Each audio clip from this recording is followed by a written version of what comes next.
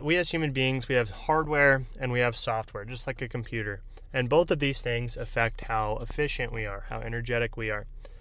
And with our software, it's your mental and it's your spirituality. I think the most fundamental way of thinking about this is like, are you living in alignment with your values? Do you even freaking know your values? And what's helpful for me is just to do an audit. Where am I spending my time, my money, my effort, and my energy on?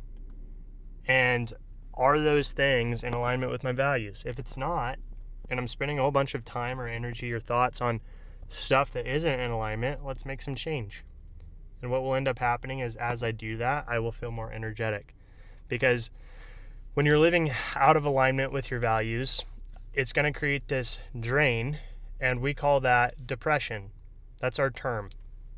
And as we feel depressed, we feel our energy go down, we feel less meaning in life, and we see our reality with this like lens of negativity. And it's just like, it's a hard way to live.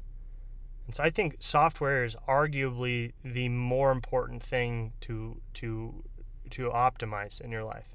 Because if you've got all of these viruses, your computer is going to be slow. But then there's physicality. And for our hardware, that's going to be like our diet. That's going to be our sleep. That's going to be whether or not we're working out. And I think if you were to ask most people where you get energy from, it's going to be number 1, sleep, and number 2, food. But that's also not true, because if it were true, we would be able to get 10 hours of sleep and wake up feeling rested, but a lot of times we don't. When we get too much sleep, we feel tired. And same thing when we're eating food. We eat a big meal, and what do we feel afterwards? We feel super tired. And so it's not those things that give us our energy. I think those are kind of our base needs that need to be met.